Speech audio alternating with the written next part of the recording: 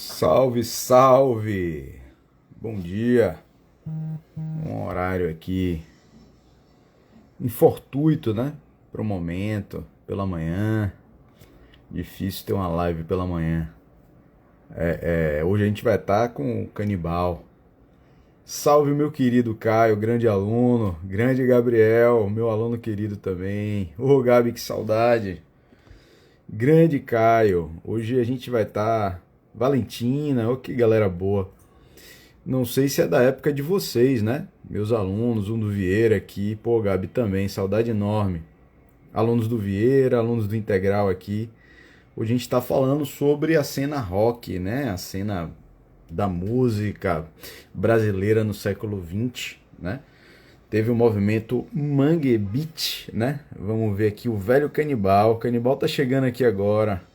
Pois é, enquanto o Canibal não entra, a gente vai fazendo. Ô, Valentina, grande saudade de você, você é muito querida. E aí, Canibal tá chegando. Salve, Canibal! salve, salve. Tá me ouvindo bem? Tô, mas deixa eu colocar o fone de ouvido aqui para ouvir melhor. Eu tô te ouvindo bem também, tô te ouvindo bem. Gostei da sua caneca aí. Ah, Parabéns pela caneca. Eu, por coincidência, a gente não combinou nada. Eu vou mostrar minha caneca aqui, tá legal? mostra aí. Eita, Bahia.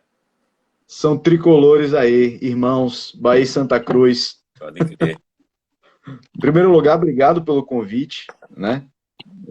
Fico feliz aqui pelo seu sim, né?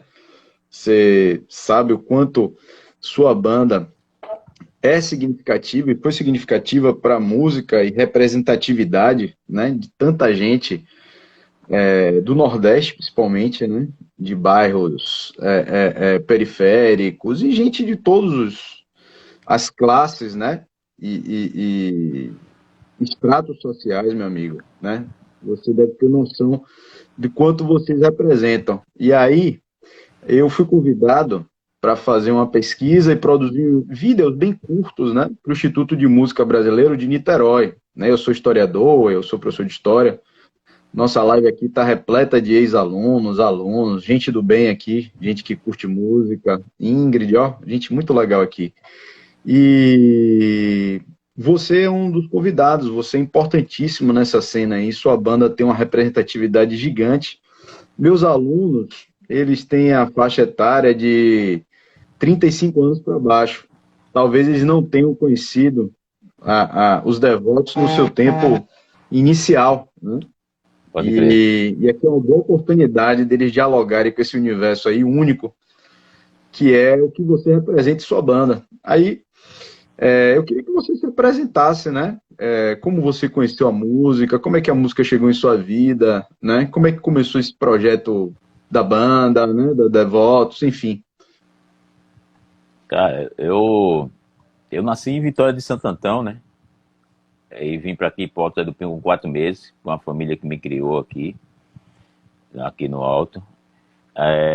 A música entrou na minha vida depois do esporte, né? Que eu sempre quis ser jogador de futebol e joguei até as categorias de base de juvenil do Santa Cruz aqui.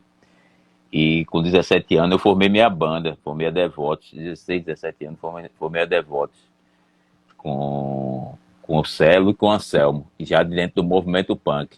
Mas a música entrou em mim, cara, ver assim, eu tive uma consciência maior da música quando eu conheci um amigo aqui chamado Oli, que hoje ele é road, conheci na escola, e eu era muito de baile funk, né? Eu ia muito para baile funk, James Brown, Kurt Blow, assim, a gente curtia muito naquela época esse funk. Mas era aquela diversão da música, né? Não tinha aquela coisa da responsabilidade, como o Chico dizia, né? Diversão com responsabilidade e tal. E aí, quando eu entrei dentro do movimento punk, depois que o Oli me mostrou vários discos de rock, principalmente de metal, que foi o Iron Maiden. Quando eu conheci o punk, quando eu conheci Clemente, quando eu conheci o Inocentes, foi quando eu me identifiquei como um ser social. diga assim, através da música, porque até então eu não via muita representatividade dentro do heavy metal e não via tanta, como é que eu posso dizer, tanta letra, tanto direcionamento social dentro do heavy metal como eu tinha visto no punk. Então, o punk ele falava muito das coisas das mazelas suburbanas, né? E dos inconformismos perante aos governos, né? Então, eu me identifiquei muito mais, assim. Aí comecei a seguir mais as bandas punks, começando pelos Inocentes. E depois entrando dentro do movimento punk aqui de Recife. E dentro do movimento punk, o Lael, que era o vocalista de uma das primeiras bandas aqui, punk, vocalista, não, baixista, o Lael ficou me incentivando a fazer minha banda. E o Lael foi que deu o nome ao Devotos, né? Que na época era Devotos do Ódio. Ele disse, forma a tua banda, o nome da banda é Devotos do Ódio, e vocês vão tocar no terceiro encontro nuclear. Isso era mais ou menos janeiro, começando do ano. Em fevereiro eu formei a Devotos. Aí, como a gente não sabia tocar nenhuma música, passamos de fevereiro até agosto, ensaiando 6 músicas autorais, porque eu também não queria cantar música, não queria fazer cover, porque eu achava que se a gente fosse tocar cover, a gente ia errar, e se a gente fosse tocar música autoral, ninguém ia dizer que estava errado, porque foi a gente que fez. Então, então teve toda essa loucura assim do principiante da música, né? E como eu também nunca tinha pego no instrumento, foi um desafio muito grande assim. Eu nunca tinha tocado um violão na minha vida. Para adquirir o instrumento foi a maior loucura assim. A gente dividia muito ensaio com as bandas punks para poder tocar com os mesmos instrumentos. Então foi bem assim o começo da Devotos. Foi bem árduo e divertido, assim. Não teve uma coisa. Nunca foi fácil, até hoje nunca foi fácil.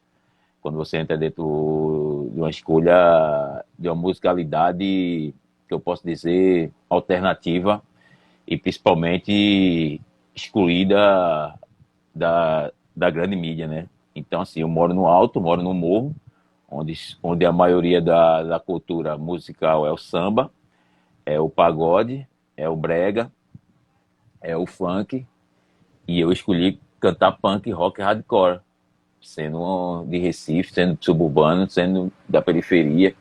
Então foi difícil, assim, foi totalmente ao contrário, assim, de tudo que estava acontecendo na comunidade, desde os maracatus, do Afoxé, que sempre teve aqui. Então a gente foi totalmente ao contrário do fluxo, né? Aí meio que teve que não provar, porque a palavra provar é uma coisa que parece que você tá fazendo para agradar as pessoas, não fazendo para agradar você. Mas era a necessidade de quando você é adolescente e você se toca que o mundo tá muito difícil e você tem que mudar e tem que ser através de você. Você é uma das células para mudar o mundo, tá ligado? Uma das vozes para mudar o mundo. E quando você se sente necessário nessa luta de igualdade social que tem que ter, independente da religião, independente da cor, independente da sua opção sexual, que a palavra não é nem opção, mas eu queria me lembrar, depois eu lembro. Mas independente disso, você tem você é uma voz dentro de toda essa sociedade, já que você está ali naquele microfone. Então, pô, tanta coisa ruim rolando dentro da periferia, dentro da minha comunidade, eu vou reivindicar através da música e da música punk e tal. A ideia é justamente essa, até hoje é essa. A gente conseguiu várias coisas através dessa ideia, principalmente a mudança de opinião da sociedade, principalmente da sociedade suburbana, principalmente da sociedade daqui da comunidade, porque quando começamos também não éramos bem vistos. Então, tudo essa mudança a gente conseguiu através da música, mas também através de uma coisa que a gente acreditava, né?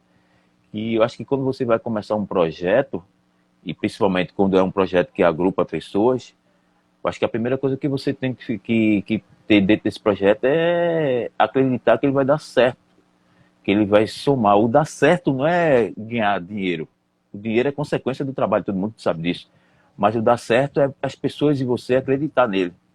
Então, quando você faz um projeto que as pessoas acreditam, que você acredita, que a sua turma acredita, já deu certo. O resto que vier é um lucro, né? É você saber administrar aquele lucro para que aquele projeto propague, cresça e seja espelho para outras comunidades. E isso a gente conseguiu aqui no Alto do Pio. Significativa sua fala, forte, verdadeira, né? Vamos deixar. Eu tinha conversado com você hoje, a gente passa aqui desse plano, mas essas falas, essas palavras ficam, né? É importante para as futuras gerações ouvir isso que você fala, entender o que era o Recife, o que era Salvador, o que era o Nordeste na década de E 80, né? pode crer. Hoje a gente ainda tem cultura massificada, né? Hoje nada contra, mas existe uma padronização musical até hoje, e hoje é o sertanejo, né? Aham. Na nossa época, na década de 80, era samba, axé, né? Era Axé o music, pagode, né? tinha A outra lambada. pagode. E você ter essa força, tem que ter força, né? Tem que ter força para sustentar o que você é, né? Pô, eu sou isso. Eu me É, identifico com punk, né? Mesmo no Alto José do Pinho, né? E Chico, né? Que fez uma cena paralela à sua, né? Vocês aham. fizeram uma cena paralela. Chico também, ninguém levava Chico a sério quando ele botou aquele chapéu de coco, aquele óculos, né? E foi sair com o Fred e Renato. Ontem eu estava conversando com o Renato, ontem, o ministro, o grande ministro Renato, Renato L, figuraça. E aí Renato disse que ele foi dar uma entrevista na MTV, a primeira entrevista lá, e ele foi com aquela, com aquela calça de maracatu, e os caras se acabaram de dar risada dele, né? É, Rapaz, que roupa é essa aí, Chico?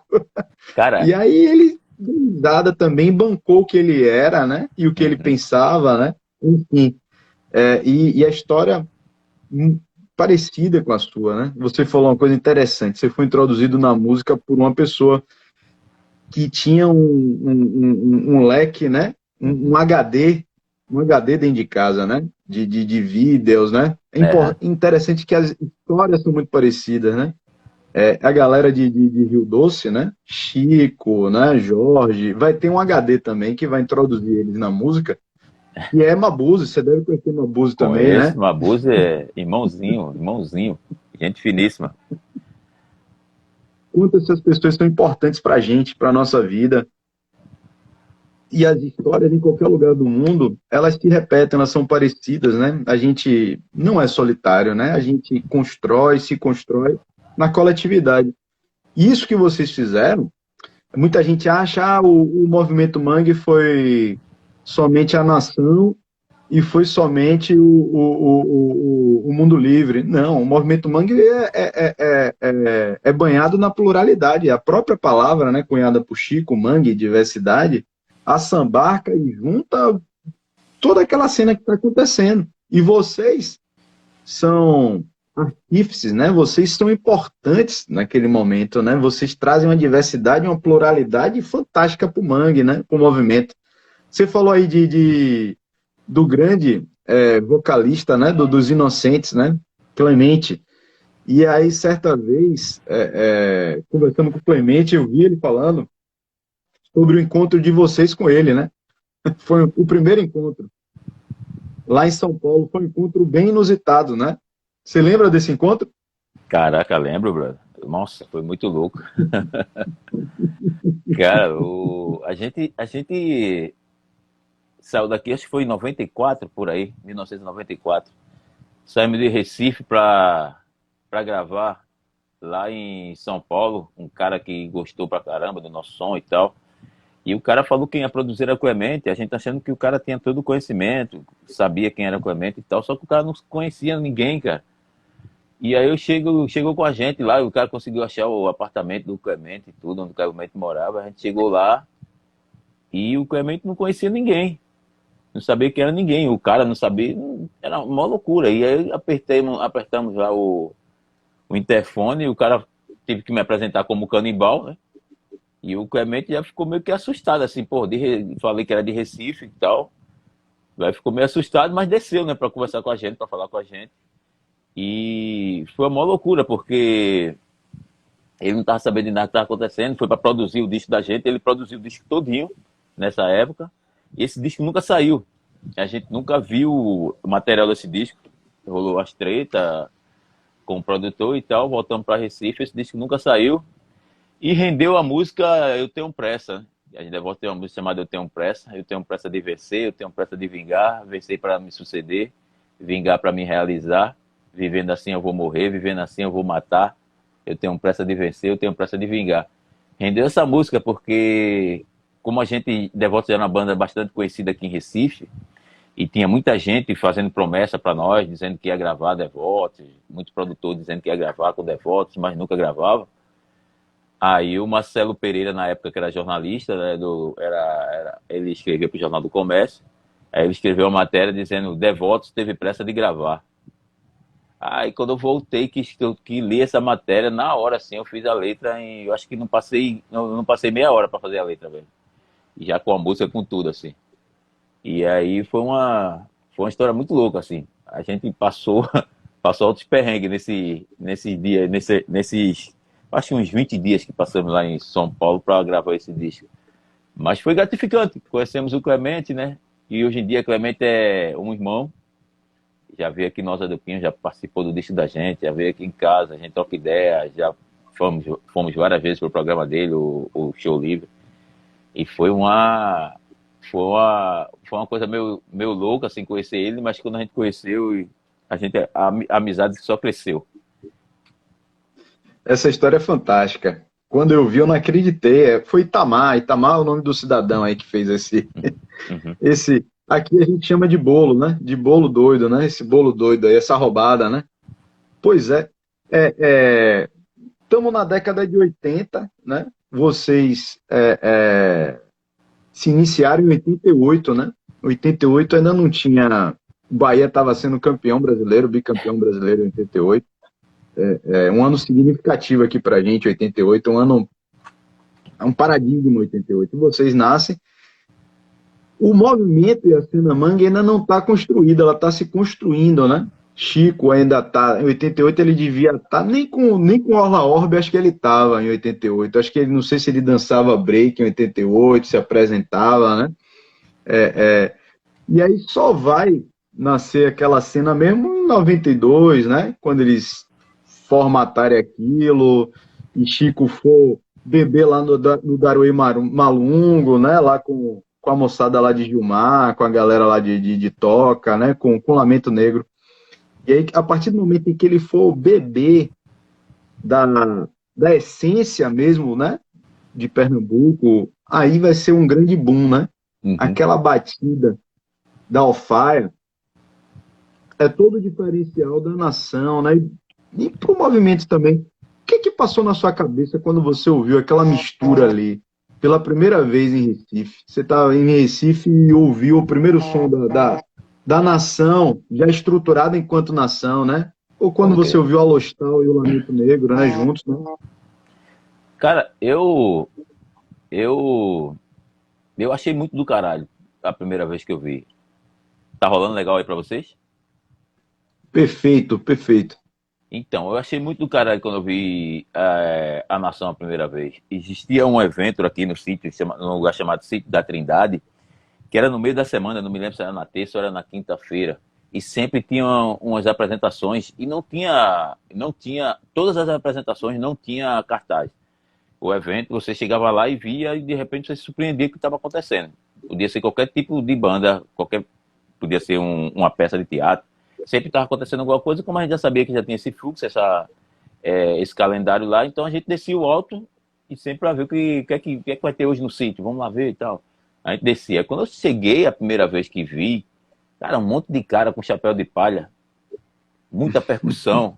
E nesse evento, nessa coisa, tava uma mistura do caralho. Chico tocando, a galera tudo fazendo a percussão, até Otto tava tocando também, percussão, não me lembro se ele tava tocando pandeiro ou era conga, mas tava tocando também. Então, assim, quando eu vi aquilo, eu pirei. E como eu nunca fui uma pessoa bitolada a um estilo musical, justamente pelo bairro que eu moro, eu sou, como eu te falei, eu vim pro Alto Zé do Pinho com 4 meses de idade, vim de Vitória de Santo Antão, então eu sou muito acostumado com o ecletismo musical aqui. Porra, aqui rola o Maracatu Estrela Brilhante, a Fochela de Bar, as escolas de samba, Gigante do Samba, Galeria do Ritmo já foram aqui do Alto Zé do Pinho, então ensaiavam na rua aqui no Alto Zé do Pinho. Manhã do Sol Cubana sempre teve aqui no Alto Zé do Pinho. Então, assim, a música sempre foi muito forte. tá ligado? A música aqui em Alto do Pinho sempre foi muito forte. O Alto do Pinho tem um clube chamado Bom Sucesso, que nessa época, nos anos 70, até o comecinho dos anos 80, ele era muito forte. Eu acho que foi o clube que, até final dos anos 80, foi o clube que a primeira vez deu espaço pra gente tocar.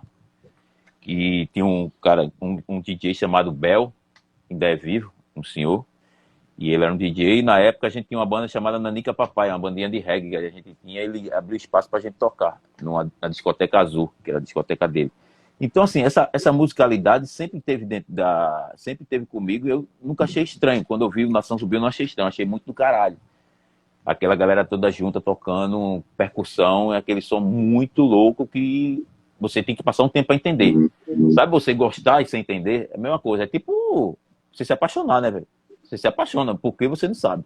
Mas você se apaixona. Então, basicamente, foi o movimento Mangue entrou, veio bem assim.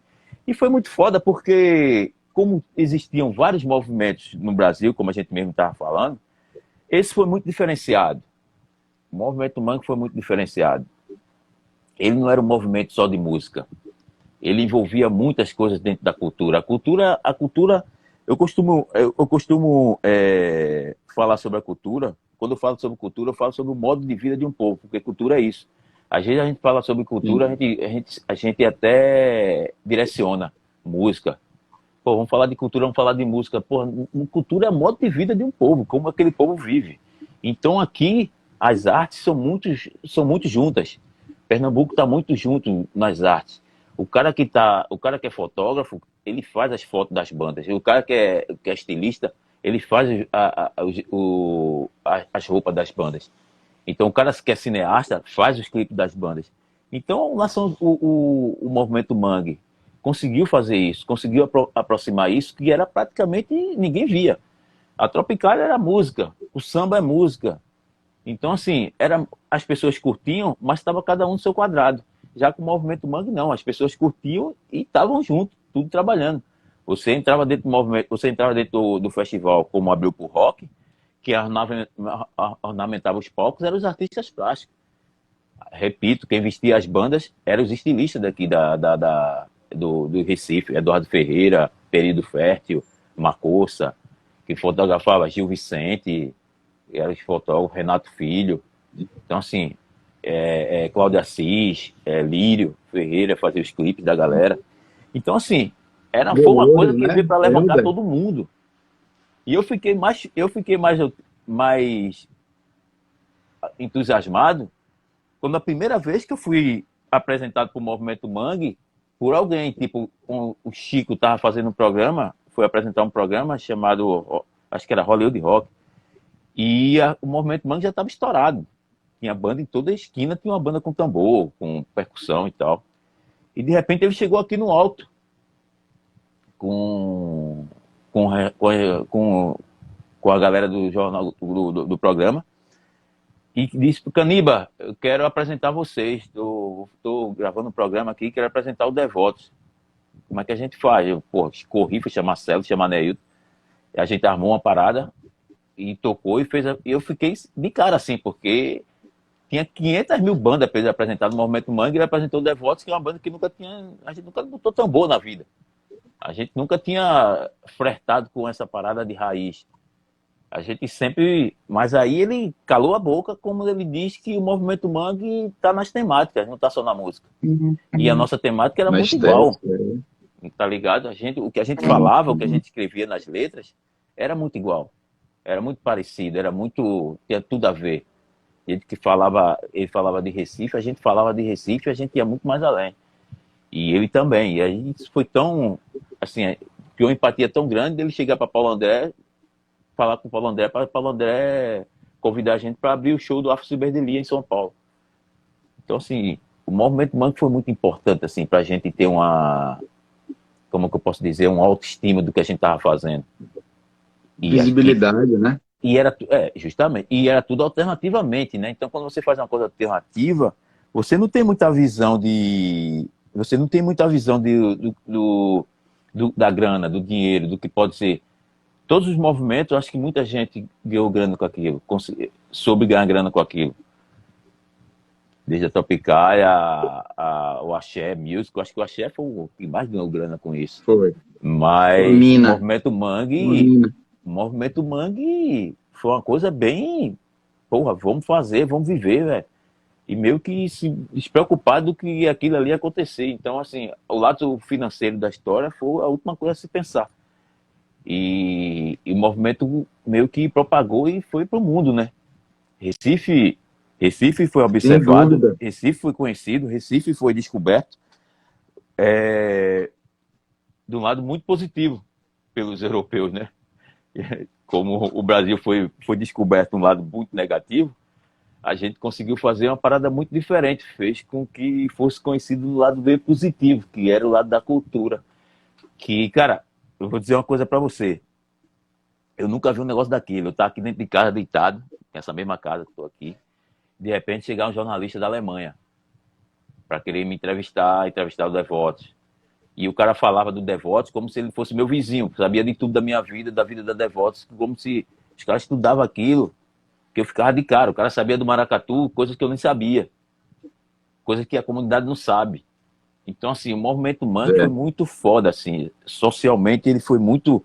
Você ir para o Abreu pro Rock e tem caravanas, assim, uma porrada de ônibus aqui dentro de Recife, isso era um turismo que você não pensou nisso. O cara fez um Abril pro Rock para revelar as bandas. O cara não pensou que ia ter um turismo daquela forma. E teve, assim, um turismo muito foda. Vinha gente de todo canto, até meio de outros países, para ver o Abril pro Rock. Então, assim, para ver o que estava acontecendo ali. Então, o movimento Mangue foi. Cara, você não consegue definir o movimento Mangue assim e pontuar. Não tem como pontuar o movimento Mangue, velho. Ele alavancou muita coisa e foi muito importante para Recife. Aí você vai em termos de tudo, desde da culinária, desde a música, logicamente, que foi o carro-chefe, mas a culinária, as artes plásticas, fotografia, teatro, estilismo, Cinema, né? as roupas. O movimento Mangue foi foda, foi muito foda. Pô, tem um DJ aqui, Creu, falando pra você da Alemanha. Esse movimento de canibal é foda. Parabéns. Quando sair do alto, o movimento já era foda. Porra, tem gente na Alemanha aqui mandando mensagem pra você. Pô, legal. Você, você toca em pontos assim extremamente significativos, importantes. Eu tô aqui impressionado com os relatos e com a construção daquele cenário, né? Tanto que a palavra movimento sempre foi rechaçada por Fred e por Chico, né? Uhum. Eles sempre acharam que aquilo não era um movimento. O próprio Lúcio Maia já falou que não era que era uma cena, como você muito bem colocou, que Pode aquilo crer. era uma cena. Até a nomenclatura Mangue Beat nunca teve beat, né? O beat foi criado depois, né? Era o movimento, era a cena Mangue. E vocês são representantes legítimos daquela cena. Vocês estão inseridos no mesmo contexto, vocês estão inseridos com as mesmas questões sociais, econômicas, né? Uhum. Recife, para quem está nos ouvindo agora, no final da década de... No ano 91, no início da década de 90, teve uma matéria no Washington Post que Recife foi colocada como a quarta pior cidade para se viver, cara. E aí, diante de tudo aquilo que estava acontecendo, daquela ausência, daquele vácuo ali cultural, a galera resolve fazer alguma coisa. Fred, a galera de Candeias, né, o grupo de Candeias, e Fred, Renato, né, aquela galera, vai se unir a galera lá de Rio Doce, a partir de Mabuse, a irmã de Mabuse, e tudo vai virar história, e vocês estão dentro daquilo de uma maneira legítima e representativa como nenhum outro. Vocês falam das mesmas questões, vivem as mesmas questões, né? Agora imagine, eu não sabia que você tocou na banda de reggae para um cidadão que eu sou do Recôncavo, né? Eu sou de Salvador, que é o início do Recôncavo Baiano, que é onde tem toda a influência afro do Brasil, né? A grande influência afro. O reggae aqui é como água, né? Pode Aqui crer. a gente tem um líder aqui do reggae, uma representação única, né? Um power reggae man, que é Edson Gomes, né? Que eu não sei se ele foi uma referência para você lá naquele início, se já tocava Edson Gomes aí, Já tocava na muito. banda que teve aí, né? A banda, adorei o nome, né? Nanica Papaya? Nanica Papaya. Nanica Papaya. Essa banda a gente criou, acho que Muito. no começo dos anos 90. Eu, Celo, André e Johnny. A gente fazia banda por brincadeira aqui, cara. E todo mundo tocando com o mesmo instrumento. O legal era isso. Uma das coisas que fez crescer muito o movimento aqui no Alto Zé do Pinho e que fez mudar era justamente essa parada, porque era assim, o Devoto ia ensaiar e os amigos da gente descia para ver o ensaio. A gente ensaiava na Mangabeira, aqui, que era a casa de Lee. Ele fez um estúdiozinho e quem Lee era primo de Celo, do batera do Devotos. E a gente descia para ensaiar, os meninos desciam, os amigos da gente desciam. E ficava tudo arrodeado no estúdio, sentado, vendo o ensaio. E a gente, de vez em quando, parava para descansar, tomar uma água, trocar uma ideia lá fora do estúdio. E os caras estavam pegando o instrumento da gente. De repente, foi surgindo as bandas, velho. Surgiu Nanica Papaya, surgiu BU, surgiu Ostenta, surgiu o Verbo, Terceiro Mundo, Matá-la na Mão, Face do Subúrbio. Então, quando a gente viu, tinha 13 bandas aqui no Alto. O mais difícil de ter essas bandas, todas essas bandas, era baterista. Porque só tinha dois, que era Ailton Peste e Celo. Então, eles tocavam em todas. Aí a gente foi inventando banda, foi fazendo banda, e foi uma coisa muito legal. Acho que foi... E uma das coisas que eu mais gosto nessa enxurrada assim, de banda que surgiu daquela época, foi porque cada banda tinha seu estilo próprio. Apesar que os caras iam pro ensaio do Devotos, curtir hardcore, curtir punk e tal, mas os caras, cada um fez seu som, velho. Nanica Papai era reggae, BU era pop, então tinha outras que era guitar band, tinha o de rap, como Face do Subúrbio, teve bandas punk também, como Terceiro Mundo, mas, cara, cada um tinha seu pensamento, cada um tinha sua história, não era coisa meio que vão fazer o que a Devotos está fazendo. Cada um foi fazendo as suas paradas, assim, todo mundo tocando com o mesmo instrumento. A gente deixava o instrumento lá, daqui a pouco a galera tudo pegando, tudo tocando. Eu acho que uma das coisas que mais falta, assim, a gente conversa, fala sobre isso pra caralho, mas parece que as pessoas não se tocam. O que o ser humano precisa é de oportunidade, tá entendendo? Todo mundo tem uma ideia na cabeça, todo mundo quer vencer na vida de alguma forma. E às vezes as oportunidades não são dadas. Ou às vezes, quando tem uma oportunidade, ela é frustrada porque naquele primeiro momento não deu certo. E a gente tem que deixar fluir, deixar ir, tá ligado? As pessoas, às vezes, não se tocam nisso. Que as pessoas, que o ser humano precisa de muitas, assim, de oportunidade para qualquer coisa que eu esteja fazendo. E principalmente para sair das forças, né? Das coisas negativas. A gente está vivendo um período tão negativo. A gente está vivendo uma época tão negativa. Então, cada vez a gente está mais se gradeando, cada vez a gente está mais se questionando um ao outro e se esquecendo que se a gente pensar positivamente coisas melhores para nós mesmos, eu acho que muita coisa boa a gente vai conseguir, socialmente falando. A gente ainda estamos brigando entre a gente mesmo, isso é muito foda. E acho que a música faz isso, né? A arte faz isso, faz você socializar. Como diz Paulo Freire, né?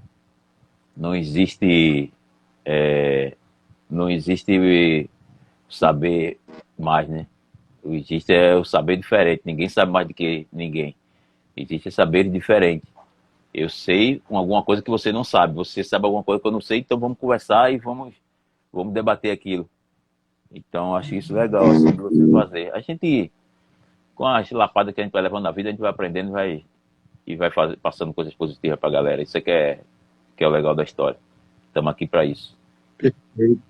Perfeito seu relato e verdadeiro. Impressionante. Não sabia desse quesito de várias bandas terem surgido com os mesmos instrumentos de vocês. Isso é de uma força. Isso daria uma dissertação na universidade só para descrever o que foi essa coletividade aí, né? E a coletividade é que vai dar vida e que vai fazer com que aquela cena aconteça, né? Ali todo mundo trabalhava ali no início de graça pelo movimento, né? Uhum. Um fazia o cartaz, né? Dolores, né? Desenhava, Dolores. Isso. Helder, né? Helder. E Renato Mabuse fazia os discos, as capas dos discos.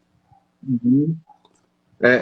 Renato estava uma época desempregado, colava também e organizava, e foi tudo na coletividade, como vocês também aí.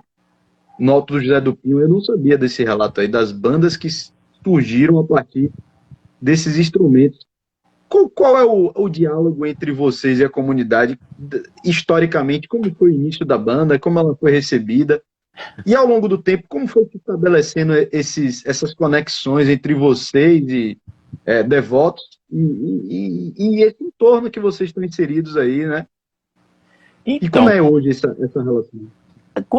pô, como você, até falei isso quando a gente começou a live, quando você entra dentro do movimento totalmente diferente da sua comunidade, do mundo que você vive, porque o punk, o rock, o hardcore, ninguém nunca tinha visto falar aqui no Alto do Pio, né? Então, assim, foi muito louco. A gente entrou com os dois pés assim, e sem falar no que a gente vivia a essência do punk. A gente não escutava só música, tá ligado? A gente se vestia punk. A gente falava, a gente virava a noite tomando vinho nas calçadas, tocando violão. A gente tinha muito um discernimento de mudança social. Era falar mal. Era falar mal, meter o pau, a ideia era punk. A gente era um movimento punk dessa forma. Depois foi que a gente foi meio que tendo a ideia do que era o poder que a gente tinha na mão, que era a música, e começar a transformar ele numa coisa positiva. E aí foi quando a gente começou a meio que separar as coisas. Não sair do movimento punk, que isso a gente nunca fez, mas começamos a usar aquele movimento punk para uma coisa positiva. Mas até chegar nessa coisa positiva, aqui dentro da comunidade foi muito árduo, né? Que a gente era muito... Pô, os caras só quer tocar violão, só quer tomar vinho, quer saber de nada, só anda rasgado, mas é tratado como marginal, total. Cabelo dread, maconheiro, aquela parada toda. Então passamos um bom tempo. Tanto que quando a gente começou a banda, a gente ensaiava aqui na Mangabeira, que é embaixo do alto. Mas a gente passou 4 anos para tocar no Alto do Pinho. 4 anos para tocar no Alto. A gente tocava em toda a comunidade, todos os subúrbios. Porque o movimento punk a gente se encontrava na cidade, no centro da cidade. A gente tinha um point no centro da cidade, mas todo mundo era de periferia. Então, como a gente não tinha um point para tocar no centro da cidade, cada um da sua periferia meio que arrumava um lugar, um centro social urbano, ou uma escola. Então, os shows eram nesses lugares, centro social urbano, escola, daquelas periferias. Então, a gente tocava em várias periferias aqui de Recife, mas no alto a gente não tocava. A gente sentia muito que era hostilizado, e também não era por menos, porque a gente também não era tão bonzinho assim. E aí a gente meio que um dia a gente bateu de frente. Aqui a gente se juntava muito com a galera do teatro, que é a galera do Apoeses, que até hoje existe, que é uma galera muito conceituada aqui, que é uma galera que trampa muito forte aqui na comunidade. E a ideia deles era um teatro, a parada deles era com teatro. E a gente se juntou com eles e tal, e a gente montou um show chamado Gestos, Atitude e Rock and Roll, que foi o primeiro show que teve aqui no Alto do Pinho. E esse primeiro show, os Gestos era porque tinha a galera do teatro, Atitude era porque a gente tinha que um dia tocar no Alto do Pinho, e Rock and Roll porque a maioria das bandas era de rock. Então foi o primeiro show que a gente fez na Alta do Pinho, foi esse. O primeiro show que a gente fez já foi a entrada, era alimento. A gente sempre, os shows era sempre revertido com alguma coisa para a comunidade, agasalho, roupa. Hoje eu digo que a comunidade, com essa pandemia, logicamente em todo canto, todo mundo está necessitado para caralho, mas muito antes dessa pandemia, a comunidade já não via tanta miséria. Mas naquela época tinha vários cantos do Alto do Pinho, principalmente as barreiras, tinha muita miséria. Então a gente revertia para essa galera, os alimentos, agasalho. Então a gente fizemos vários shows dessa forma. E aí começamos a mudar a cabeça da comunidade, que é aquela galera barulhenta, aqueles caras de mal vestidos, rasta, com os dreads e tal. Era legal para a comunidade. De alguma forma eles começaram a ter esse pensamento. E aí quando vem festivais como Abril por Rock, quando a gente começa a participar de eventos grandes e eventos de grande mídia, aí é que eles começam a dizer quando é que a gente ia tocar no alto. Quando é que vocês vão tocar aqui? Quando é que vocês vão fazer show aqui? E teve uma coisa muito foda, professor, que isso aí é uma história... A gente sempre, a história se repete, a gente precisa provar lá fora, né, fora da sua casa, o nosso valor para depois ser reconhecido na nossa casa, né? O último lugar que a gente é reconhecido é na nossa casa, né? Isso é primordial, eu acho que isso é não digo nem só com música, eu acho que é com tudo, né, que você inventa na cabeça para você fazer. Às vezes você faz, porra, eu tenho que fazer lá fora, eu queria fazer aqui, mas vou fazer lá fora porque aqui não tem espaço. Aí depois você consegue. Uma das coisas que eu acho mais foda assim que aconteceu e que até hoje reverbera foi a gente ter brigado. Isso foi uma briga nossa do Devotos, isso aí eu bato no peito e digo, porque a gente brigou com a mídia para eles subir o Alza do Pinho, tá ligado? A gente brigou com a imprensa para eles subir o Alza do Pinho, porque o auto sempre foi um auto muito violento. Na verdade, não era um auto violento, é um auto conhecido pela violência, porque a mídia sensacionalista, quando tinha algum crime, podia ter um crime na Avenida Norte, podia ter um crime no Parque da Jaqueira, podia ter um crime em Casa Forte. Os policiais vinham procurar bandido aqui no alto. Então, assim, era muito foda isso. Então, isso fazia que as pessoas tinham medo de vir para a comunidade. E como a Devotos começou a ter um grande reconhecimento, a gente começou meio que trazer essa mídia para a comunidade. Ó, quero fazer a matéria com vocês. Pô, sobe aí, vamos fazer aqui. Pô, não é perigoso não, tal. Não, pô, sobe aí, vamos fazer a matéria aqui e tal. E aí começamos a fazer altas matérias aqui, desde jornal, TV, clipe. Nosso primeiro clipe foi feito aqui, com Cláudio Assis. E isso aí foi muito positivo, porque a comunidade começou a se ver diferente. Imagina você ligar a televisão todo dia e tá lá, fulano matou, fulano roubou, fulano do Alto Zé do Pinho, fulano não sei de onde. Aconteceu no Alto Zé do Pinho uma tragédia, de repente tu liga a televisão, aí a banda Devotos do Alto Zé do Pinho tá tocando no Sesc Pompeia, em São Paulo. A banda Devotos vai tocar hoje não sei aonde, não sei aquela. A banda Devotos tá gravando um disco. Banda Devotos, bicho, era matéria todo dia. E a galera já começa a ver uma coisa diferente, já começa a querer como Roger até fala isso, que ele disse, pô, velho, sobre o Alto Zé do Pinho você vê o espirrar tudo atrás de violão, de tambor. E antigamente você vê nas comunidades era muito diferente, né? Então essa mídia que a gente conseguiu trazer para a comunidade e que as pessoas começaram a ver elas mesmas, que elas não são marginais, que elas não são bandidos.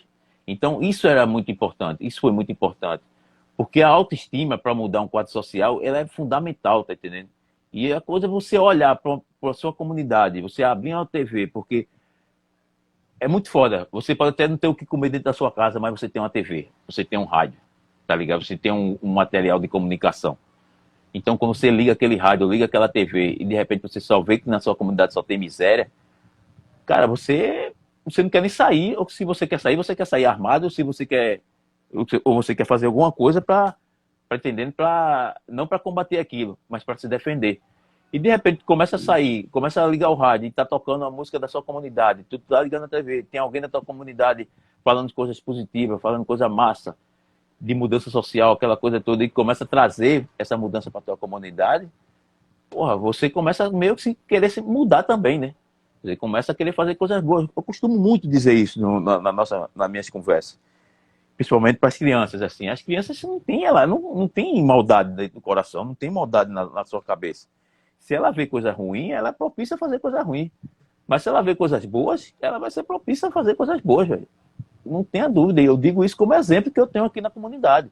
Exemplo de crianças que naquela época que a gente fazia as ações sociais aqui na comunidade, que não podia estar com a gente, hoje em dia faz ação social dentro da comunidade, como autossustentável, que é de uma pessoa, de um cara chamado Ramon, que era uma criança que via a gente fazer os projetos, mas não podia estar junto porque era muito criança, e a mãe não deixava, e ele dizia, um dia eu vou ter o meu.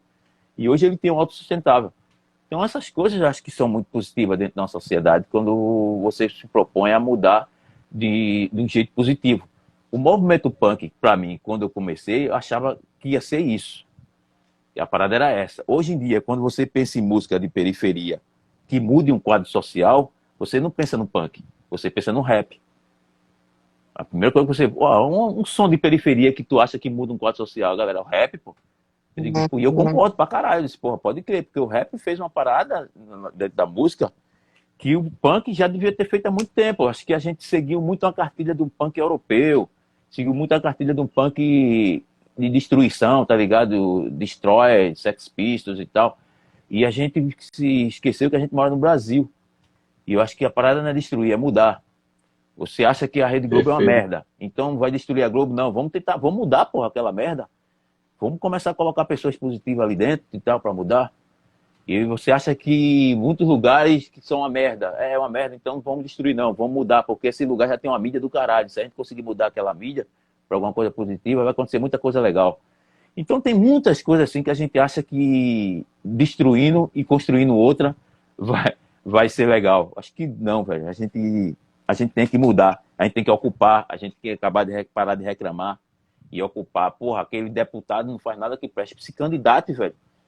Se candidata a deputado, se candidata a alguma coisa que você acha que para mudar um país tem que ser através da política partidária, então se candidate. Se você é uma pessoa positiva, se você é uma pessoa que pensa no social, se você é uma pessoa que pensa na democracia para todos, se candidate, porque é assim que a gente muda, velho. É ocupando, é botando a nossa cara, botando pessoas, ou então coloque pessoas que você acredita, pessoas positivas.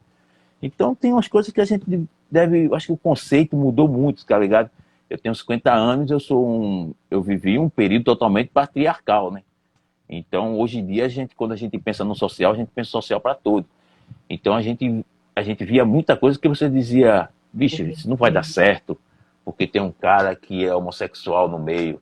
Isso não vai dar certo porque tem um cara que é negro. Isso não vai dar certo porque tem muita mulher ali.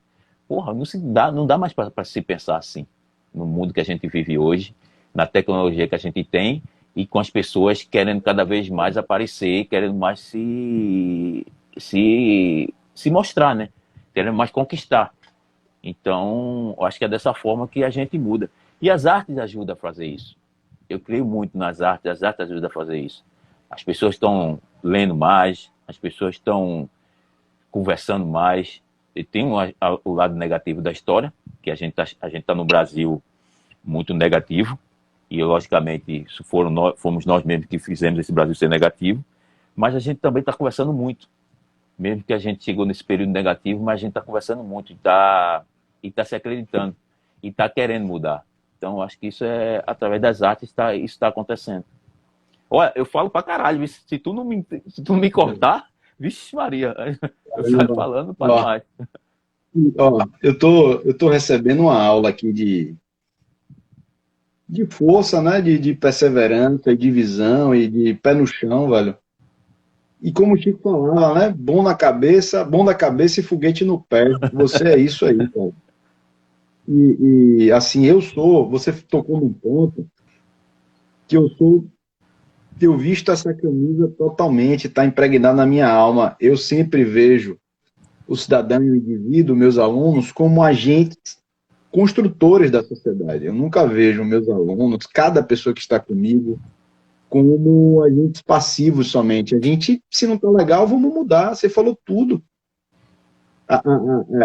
Apesar de todas as dificuldades que a gente tem, viver no Nordeste, enfim, toda essa conjuntura, desde que a gente foi tecido, a gente sempre vai ter uma possibilidade de reconstruir uma história, pelo menos a nossa história, né?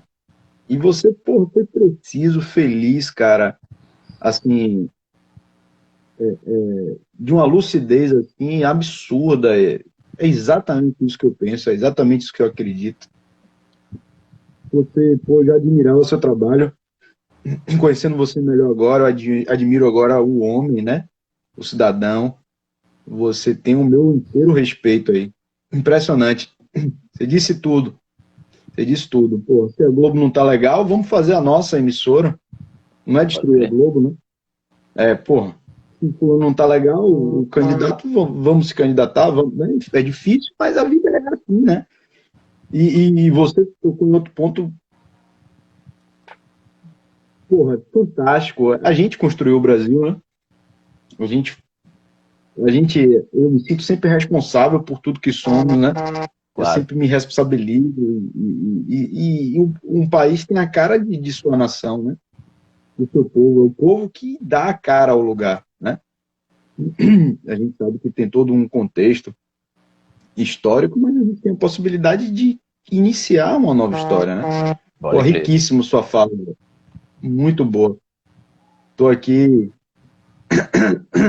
digerindo aqui. Que massa. E hoje, século XXI, né? Como é que você vê o movimento punk hoje? Quais são as suas influências hoje? O que você hoje bota para tocar? O que você vê de legal aí que tá rolando no Brasil e no mundo? O que é que traz brilho nos seus olhos? Cara, eu tô vendo uma positividade tão grande assim no movimento punk, no movimento alternativo, cara, que eu fico feliz pra caramba, assim, quando eu vejo essas bandas novas surgindo, cara. Bandas como Black Pantera, que é uma banda de Minas, BH, banda como Punho de Marrim, que é uma banda de São Paulo. O Black Pantera é uma banda totalmente voltada ao movimento punk black, tá ligado? O afropunk. A Punho de Marrim também é uma banda totalmente voltada ao movimento afropunk também. Então, assim, tô vendo muita coisa legal aqui em Recife, o Cão, Saga HC, Plugins. Tem uma galera nova e tudo enganjada pra caralho, assim, das causas sociais. Isso é muito, muito legal. Eu sou de uma época que era música por música, né? Música por música. Não Tá, tinha. travou aí, Deu. tá legal. Não tinha muita. Não tinha muita. Como é que eu posso dizer? Muita ação social. Então, hoje em dia eu vejo muito assim com essas bandas. Deu uma travadinha, agora acho que agora tá legal aí, tô te ouvindo legal. Agora, voltando, né? Vou voltar no tempo. Mania de professor, a gente vai seguindo a cronologia do início e eu vou dar uma volta aqui no tempo. Rapaz, o trabalho que a gente está fazendo é dos 30 anos do Mangue Beat. Eu vou voltar aqui a Chico. Você conviveu com ele, dividiu show, sentou com ele, dividiu mesa de bar, enfim, trocou ideia. Que era a pessoa Chico, assim? Como é que ele batia em você? O que era estar com o Chico na intimidade, assim? Então, cara, eu conheci Chico. A gente tinha o mesmo produtor, né? Paulo André produzia na época o Nação Zumbi, Chico Sainz Nação Zumbi, e produzia o Vou estar com Devotos. ele amanhã. Então eu assim, a gente se via sempre no escritório de Paulo e nos shows também, né? Tocamos juntos várias vezes, no mesmo palco. Como eu falei antes, assim, o show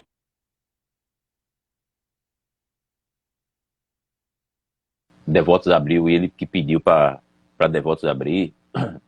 Teve show aqui em Recife do Devotos que ele subiu para cantar, que é a música Luz da Salvação, que é a música do Devotos chamada Luz da Salvação. Eu sempre faço uma intervenção cantando alguma música do Nação Zumbi. Célio, né, eu fica no instrumental lá, mais baixinho e tal, e daqui a pouco eu sempre canto alguma música do Nação Zumbi. E um dia a gente tocando, fazendo esse show, daqui a pouco, quando eu comecei a cantar a música do Nação Zumbi, quando eu vi ele pula assim em cima do palco, começa a cantar com a gente, eu nem sabia que ele tava lá nesse dia. E aí foi do caralho, assim, muito. E teve uma passagem muito massa, assim, com o Chico.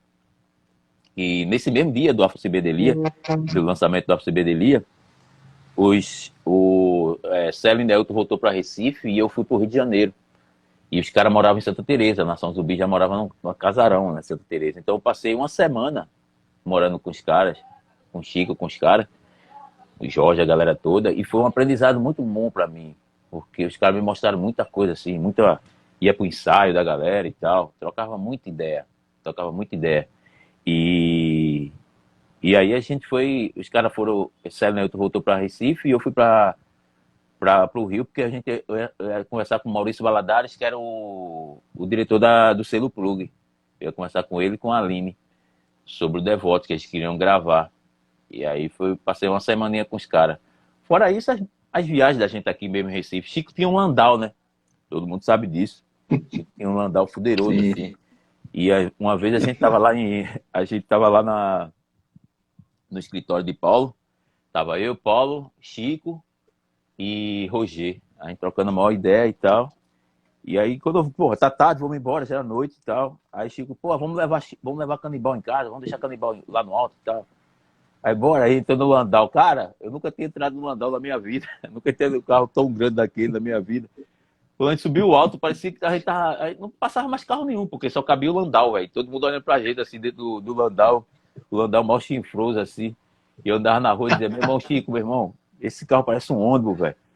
E a gente trocando maior ideia dentro a gente trocando maior ideia dentro do carro, assim, do Landau e subir no alto. O Chico era um cara muito divertido e muito pra frente, assim. Ele sabia transformar o limão na limonada perfeito, assim, aquela coisa azeda numa coisa boa. E conseguia passar por cima daquilo. Teve um MTV que várias bandas foram indicadas. Aqueles MTV que eram um prêmio, né? E a gente foi indicado o melhor clipe demo, né? O Devoto com punk rock hardcore. O Chico foi com alguma coisa lá que eu não me lembro. O Chico, Mestre Ambrosio, foi indicado alguma parada que eu não me lembro. E a gente foi tudo pra o MTV, né? Pra MTV. Cara, a gente nenhum ganhou nada. Nenhum ganhou porra nenhuma. Chico veio de lá, velho. De lá de São Paulo até Recife, arriando, velho. Tirando a mão onda porque a gente não tinha ganhado nada. E a gente não tava puto, né? Mas o cara fica, porra, velho. Os clipes eram fuderosos. A gente poderia ganhar alguma coisa, mas, cara, ele não morgava, velho.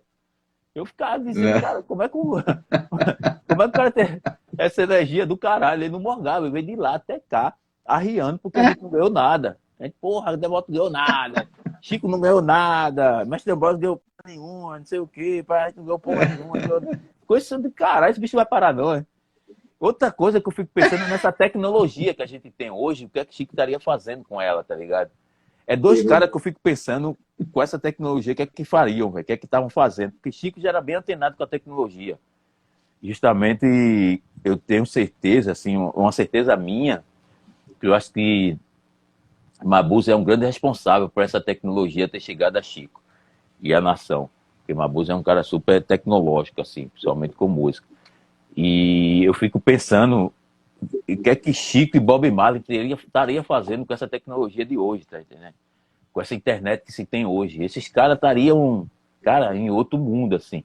Os caras estariam muito conceituados, porque se você for escutar a Nação Zumbi naquela época, você ia dizer, tá, banda massa, banda legal. Cara, os caras estavam anos luz na frente, cara.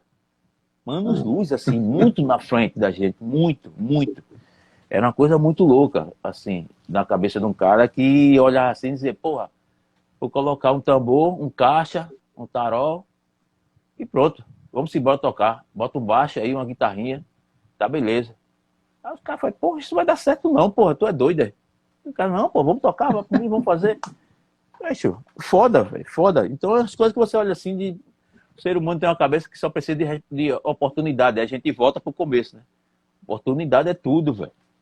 Muitas pessoas aqui, eu via, é como você mesmo falou, dizer isso não vai dar certo, santo de casa não faz milagre e tal. Cara, eu vi o movimento acontecer. E eu vi muita gente dizer que não ia dar certo. Que aquilo não ia dar certo nunca. Eu vi muita gente dizer, quando o Chico partiu para outro plano de vida, que a nação ia acabar. Eu vi muita parada assim, dizer, caralho, velho. Às vezes até entendo certa revolta da galera, assim, da banda. Não revolta, mas certo bico da galera, porque tudo que aconteceu depois que Chico partiu foi muito árduo pros caras, velho. A mídia foi muito foda, assim. Botou pra foder, esqueceram que tinham seres humanos ali, que tinham pessoas que amam música, que amam tocar, que amam fazer aquilo, que entregaram sua alma para aquilo. E aí começaram a meter só o pau, assim. E os caras deram a volta por cima e estão aí fazendo, como a música mesmo diz, estão aí mandando brasa, né? Mandando brasa. Eles se reedificaram, né? Chico, porra, aquele sol ali, né, brilhante, foi para outro plano. E eles tiveram que se reinventar, se reedificar, e não foi mole, né, velho? Eu já vi, assim, falas do Peixe, assim, até de quem vai assumir esse vocal aí, quem vai, né? Isso, porra. E eles conseguiram criar uma outra banda, velho. É uma outra banda hoje, mas com aqueles referenciais ainda. Não tem como não perder aqueles referenciais, porque a maioria da banda permaneceu. E hoje, pô, pra mim, assim, é a banda, velho. É a bandaça aí, Pode crer. Até hoje. Chegar no que os caras fazem é... Como a gente tá falando de tecnologia, Chico não estaria fazendo a mesma coisa que estaria fazendo no começo do Movimento Mangue, cara. Não, não queria. A cabeça do cara é muito. Cara, a cabeça do cara era muito fervilhante, cara. Era muito, muito aberta, era muito. Ele não estaria fazendo a mesma coisa. Então, com certeza, assim, os caras do Nação conseguiram achar um, um caminho e dizer, porra, é por aqui, velho. Vamos embora, vamos fazer nosso som, vamos se gostar, né? Que é o que eu sempre falo, que eu falo nas artes, né? Na cultura e tal, mas eu acho que pode servir para qualquer setor, para qualquer pessoa que está fazendo qualquer trabalho, qualquer profissão. Se você não gostar daquilo que você está fazendo, cara, é muito difícil aquilo dar certo, tá entendendo? Então os caras primeiro tem que se gostar, você tem que primeiro gostar. Você gostou, tá gostando, então agora vamos soltar. Eu acho que os caras conseguiram achar isso, achar o caminho, porra, é isso aqui. Estamos gostando, estamos. Tá todo mundo tá aprovado, então vamos soltar, velho. É meio que por aí. Chico falava, né? Trabalhar por diversão, né? E, enfim. É. E era isso que ele fazia mesmo, né? E vem cá, o contexto atual tá difícil, né? De apresentações, né? A gente está vivendo realmente um momento único, né? Pelo menos da nossa geração. Depois da Segunda Guerra, a gente nasceu depois da guerra, né? Então a gente nunca viveu momentos que outras gerações viveram, né? O cara que nasceu no final do século XIX, a vida do cara toda foi de guerra. Primeira Guerra Mundial, Guerra Prussiana lá no final do século XIX, Segunda Guerra Mundial, crise de 29, meu amigo, foi a pior crise do sistema capitalista. A gente pegou uma fase relativamente, né, no contexto mundial, tranquila. E tem perspectiva de vocês virem aqui em Salvador? Vocês têm um público forte aqui, né? Porra, a gente é muito. Porra, a gente tem muita. A gente tocou em Salvador. Acho que umas 3 vezes, cara. Devotos tem 32 anos. A gente tocou umas 3 vezes em Salvador, cara. A gente sente muita falta de tocar aí. A gente tocou no festival, um festival chamado Um da Bahia. E outro festival que eu não tô lembrando agora. Foi as 2 vezes que a gente tocou. Esse Um da Bahia foi muito foda, porque esse Um da Bahia tinha Em Coma, que não era pitch, era Em Coma. 2 sapos e meios. Tinha uma galera. 2 sapos e meios. Porra, tinha uma galera, deixa eu me lembrar, uma galera muito foda, assim. Meu irmão, festival Picolino, né? Tinha esse circo, né? Picolino. Né? O circo Picolino fechou agora. O grande artífice, a figura que construiu aquilo faleceu, né? E o Picolino que ficou décadas e décadas aqui na Orla, né? Formou um monte de gente, enfim, um movimento social lindíssimo, né? Porque o Picolino tem aulas também de circo para a comunidade, né? Enfim, é um aparelho assim fantástico para a cidade, né, de Salvador. E tinha show, né, no Picolino. Eu não sabia que vocês tocaram lá. Pode crer. A gente tocamos lá nesse pico aí. E foi muito foda, assim. Putz, a gente tem muita vontade de voltar. Espero que agora as pessoas se vacinem, se cuidem. E quanto mais pessoas se vacinarem, menos pandemia vamos ter. E que se tiver uma normalidade das paradas, a gente consiga ir fazer showzinho aí na Bahia, né? Estamos gravando disco novo, daqui a pouco tá saindo. Disco novo do Devotos, chamado Devotos Punk Reggae. E aí a gente quer tocar no Brasil todo e quer chegar na Bahia, que faz muitos anos que a gente não vai, cara. Muito. A gente tem a maior vontade. É como você falou, tem um público do caralho aí. Pô, eu faço muitas vezes, que eu faço uma live toda segunda-feira, que é tocando meus vinis, né? Aqui atrás tem meus vinis aqui. Aqui também, aqui embaixo tem um monte de vinil. E aí eu toco o vinil toda segunda-feira.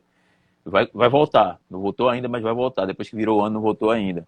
E aí tem muita gente de Salvador, muita gente da Bahia que entra, velho. E a gente troca a maior ideia, assim.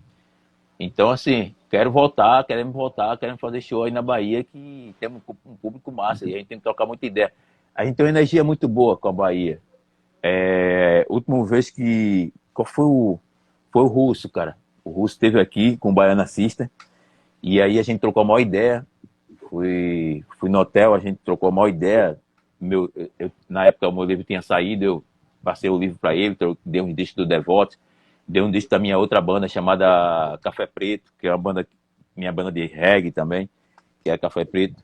E aí a gente trocou uma ideia e ficou naquele. Daqui a pouco ele falou, ó, velho, vai uns amigos meus tocar lá no Alto do Pinho e tal, dá uma sacada. Ele falando pra mim, os caras da Bahia que vieram tocar aqui perto do Carnaval. E foi do caralho. Então, assim, a energia que eu tenho com a Bahia é uma coisa muito, muito, que eu posso dizer, muito plural. Não tá só no movimento punk, tá ligado? Então, assim, quero voltar e quero estar junto dessa galera aí.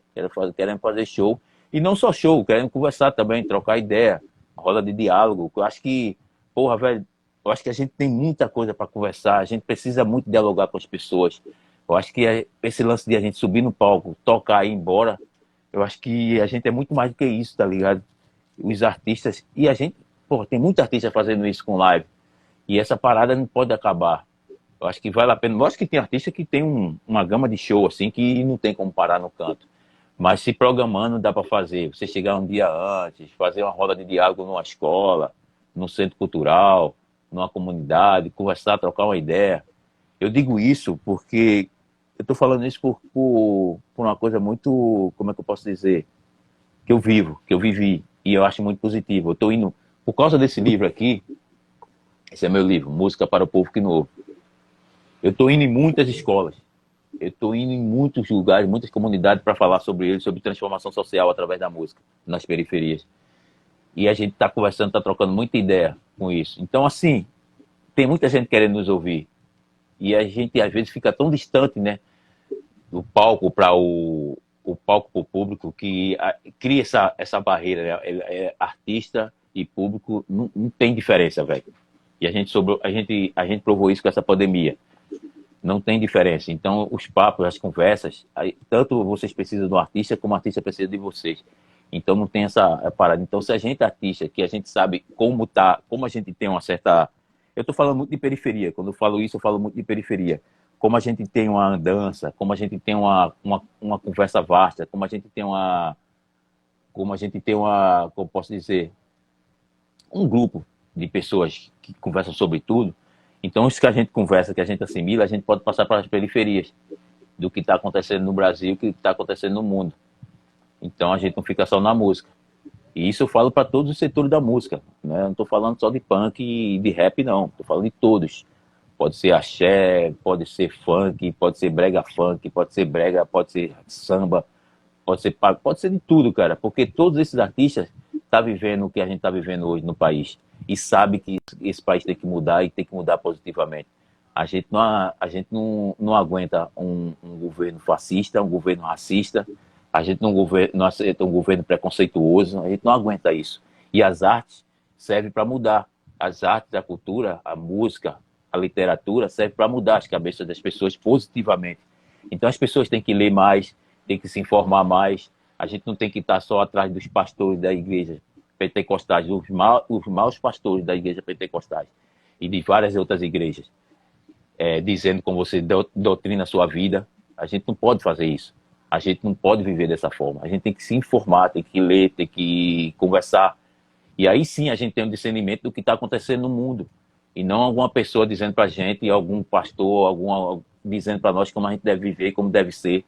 Então, gente, vamos se tocar, vamos se ligar cada vez mais. As informações estão aí, a internet está aí, não tem mais como a gente esconder nada.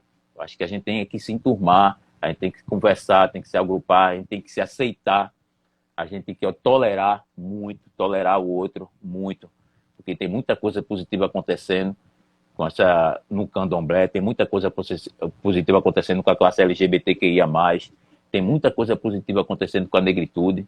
E quando tem coisas positivas acontecendo, a gente tem que apoiar, velho. Não dá pra gente dar as costas e continuar com aquela cabeça que a gente tinha antigamente de que tudo que está sendo feito é pro mal, é de direita ou é de esquerda. Meu irmão, não é isso. Não é assim que a gente vai conseguir uma coisa positiva para o nosso país. A gente consegue coisas positivas para o nosso país se gostando, se amando. E eu acho que a maior forma da gente se amar hoje é se vacinando, é colocando nossas crianças para se vacinar, e a gente cada vez mais tentando acabar com essa pandemia para a gente conseguir pensar o que a gente vai fazer como pessoa, como ser humano, futuramente. Boa. Só aplausos. Meu velho, eu tô com um desejo gigante, velho, de ter você aqui no nosso chão, aqui, trazer você para a sala de aula. Pô, Porra, você não vamos sim, tem velho. ideia do referencial que essa molecada precisa, velho. E o quanto seria rico e significativo a garotada te ouvir, velho, você passar essa experiência, tudo que você viveu, né? Essa construção de vida, né? Que você vem passando. Eu quero muito você aqui, velho. Em Salvador, bebendo um pouco Porra. dessa água aqui, desse axé aqui. Você vai agregar e acrescentar em muito. E Alto José do Pinho, agraciada por ter uma pessoa como você aí. Eu sei o quanto você representa aí para a comunidade, né?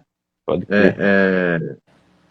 Pô, parabéns, velho. Professor, eu faço parte aqui na Alta do Pião de um grupo que pensa positivamente as periferias, tá ligado? Eu costumo dizer que ninguém muda nada sozinho, cara. Ninguém consegue mudar nada sozinho, ninguém constrói nada sozinho. Tudo que a gente construiu aqui na comunidade foi em grupo. Eu acho que tem pessoas na comunidade aqui que trampa socialmente muito mais do que eu trampo. E eu sou um condutor dessa transformação social aqui no Alto. Eu acho que tudo que eu penso na minha vida é coisas boas para minha comunidade. Eu nunca pensei em sair daqui. Então, para não sair daqui, eu tenho que ter um lugar melhor para mim. E se for para mim, logicamente, vai ser para meus amigos, para minha família.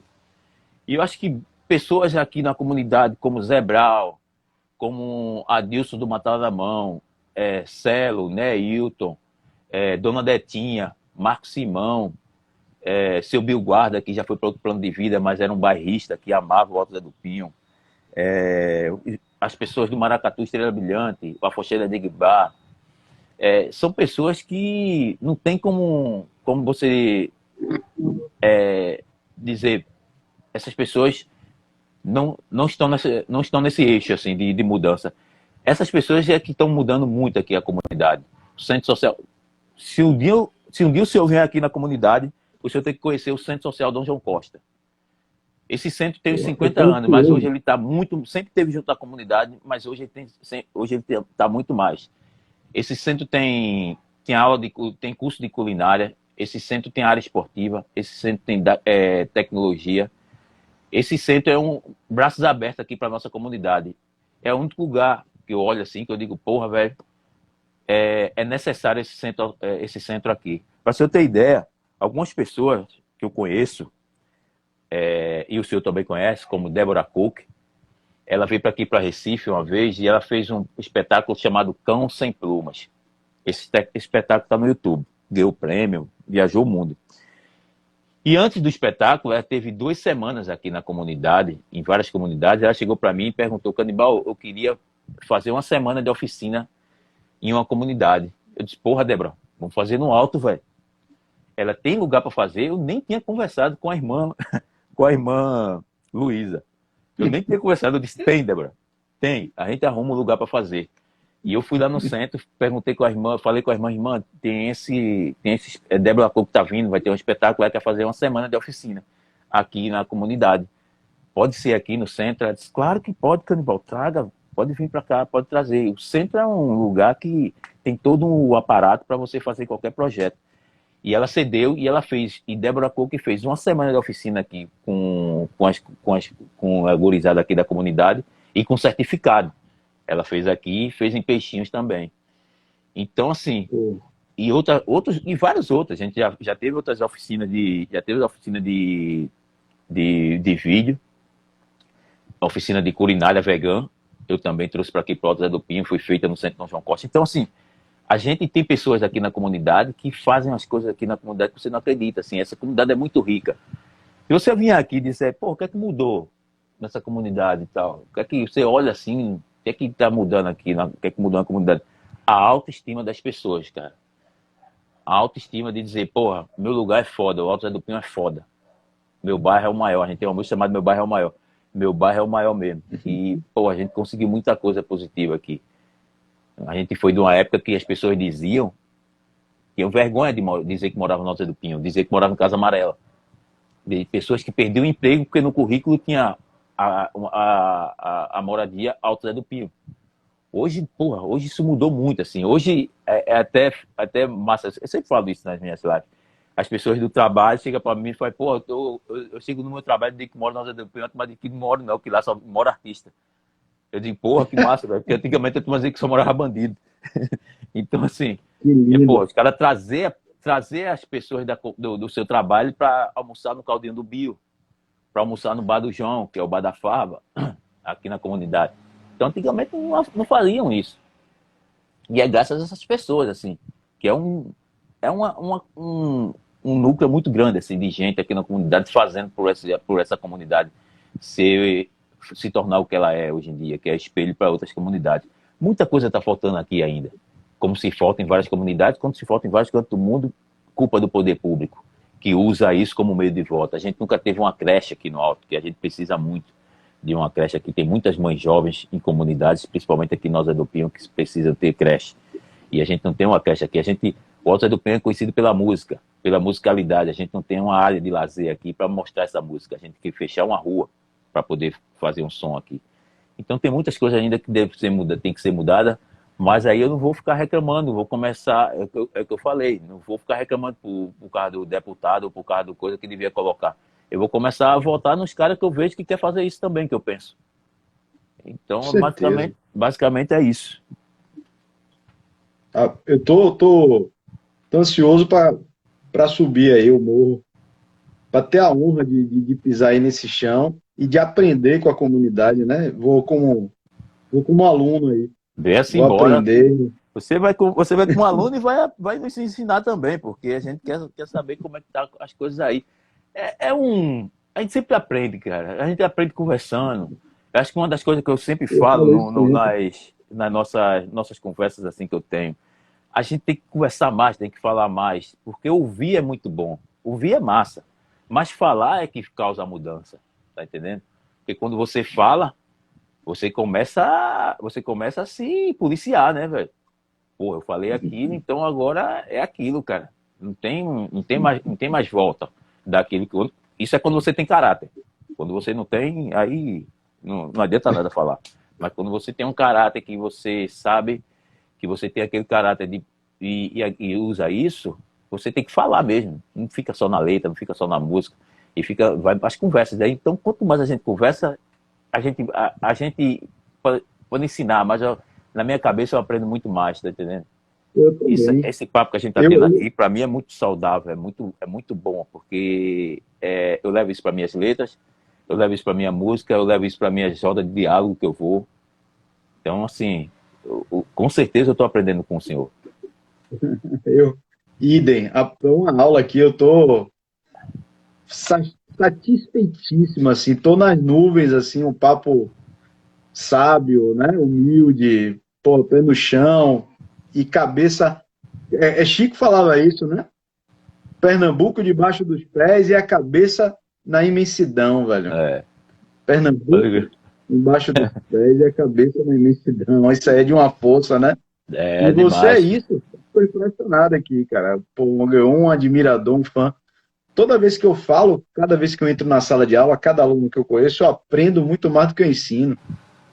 Eu estou aprendendo um novo mundo ali que está se abrindo para mim. E eu tenho o quê? A cada semestre eu tenho 400 alunos. Imagine quantas pessoas eu conheço, quantas famílias passam por mim. Porra. Porque não chega só o aluno, né? Chega a família, chega os valores, chega o passado, né? Esse é o pensamento. Porra, aprende demais. Você não fala só para ele, né? Você fala para a família, você fala para os amigos. E quando ele assimila aquilo, embora que ele passe um ano estudando com você, mas se ele te cita em uma frase, então o bagulho entrou, velho. Então é foda. E eles trazem os referenciais dele, as leituras de mundo. Rapaz, um encontro no elevador com uma pessoa, você já não é mais o mesmo. Aquela pessoa ali já te mudou no seu dia, né? A gente é o somatório dos encontros, né? Às vezes a gente aprende sem diálogo, né? Só observando a relação do cidadão. Só observando a relação do cidadão com o indivíduo, né? Eu já viajei, já vi um cara comendo no almoço. O jeito que o cara pegava no garfo, a nobreza que o cara se sentava, aquilo foi uma aula para mim. A Pode relação ver. que ele tinha com o universo, né? A gente, pô, nordestino, né? De repente a gente tem outra relação com o universo, né? E Total. a leveza que o cara tinha ali, para mim foi um aprendizado sem ele ter dizer nada, né? Sem ter dito nada, né? Meu velho, eu não Ó, vou tomar mais seu tempo, não, viu? Eu vou agradecer. tamo Eu junto, tô, professor. eu tô ansioso pela sua visita aqui, velho. Quero Eu acho muito. que você tem muito a acrescentar, não só a José do Pinho, mas hoje José dos Pinhos do Brasil. O Brasil tem vários altos José do Pinho, Salvador tem vários. E, pô, que feliz eu ficaria se em cada José do Pinho do Brasil tivesse um canibal, viu? Parabéns, meu irmão. Opa, meu irmão. Pô, que moral. Obrigado Parabéns. pela moral, velho. Obrigado mesmo. E aí fica à vontade para falar Pô, dos seus lançamentos aí, da sua produção. Fique com esse espaço final aí para você. pô, cara, só agradecer o seu convite. Aceitei o seu convite por duas coisas. Primeiro, por achar muito importante trocar essa ideia, principalmente quando tem uma pessoa que a gente não conhece, né? Não tem, e a outra coisa por você ser um professor. E aí, cara, eu tenho o maior respeito por essa classe, cara. Eu tenho muito, muito respeito por essa classe, porque sem vocês a gente não é nada, né? A gente não consegue ser nada na vida. Então, eu tenho o maior respeito por vocês. E quando um professor me convida, eu quero logo estar junto. Porque eu sei que ali eu vou aprender muito, assim. E é isso, galera que não conhece ainda a minha história, quiser adquirir meu livro, pode ir aqui em inbox no Instagram, saiu também pela CEP. Esse livro é um livro que fala sobre as minhas letras. São letras de 1988 a 2018, que foi quando a gente lançou o último disco. E aí tem falando por que eu escrevi, por que eu comecei a escrever, quais foram minhas influências, meu ídolo, aquela coisa toda. Esse livro é todo diagramado por Marcos Sabarreto, um amigo que me conhece das antigas, e ele fez a diagramação desse livro. É todo conceituado em cima do movimento punk, em cima do fanzine, em cima dos LPs, que ele é quadradinho por causa disso. Então, a galera que quiser adquirir, só é chegar junto no Instagram, que eu mando para qualquer lugar do Brasil, qualquer lugar do mundo. Estamos lançando um disco novo, Devotos Punk Reggae, daqui a pouco está saindo. Neuto já está fazendo a arte da capa, está ficando poderosa a arte de Neilton, e eu acho que daqui a primeira semana do mês que vem, do fevereiro, acho que já deve estar nas plataformas digitais. Ele vai sair também vinil, vai sair vinil pela Vinil Brasil, aí vai sair uma quantidade bem pequenininha. A galera que curte vinil, que gosta, fique de olho. Entra lá na Vinil Brasil, no Clube do Vinil, e se inscreve para poder adquirir, porque como é pouca, só vai adquirir quem está dentro do Clube do Vinil. E eu acho que é isso. E espero um dia chegar junto aí, professor. E aí trocar ideia com seus alunos. E vamos embora. Adorei conversar com o senhor. Pô, me dê essa honra aí. Me dê essa honra. Vou ficar muito honrado. Obrigado pelo convite, por simpatia, sabedoria, humildade, conhecimento e foguete no pé, meu irmão. É o que você é, viu? Muita axé aí pra você. Muito axé pra Muita axé nós. mesmo. Axé pra nós e Um pro ano bem Movimento Mangue bacana. aí. Pra Chico Sainz e a Nação Zumbi. Tamo junto. Salve, Chico. Eterno Chico. Meu irmão, um forte abraço. Como fala aqui na Bahia, saravá, viu? Saravá.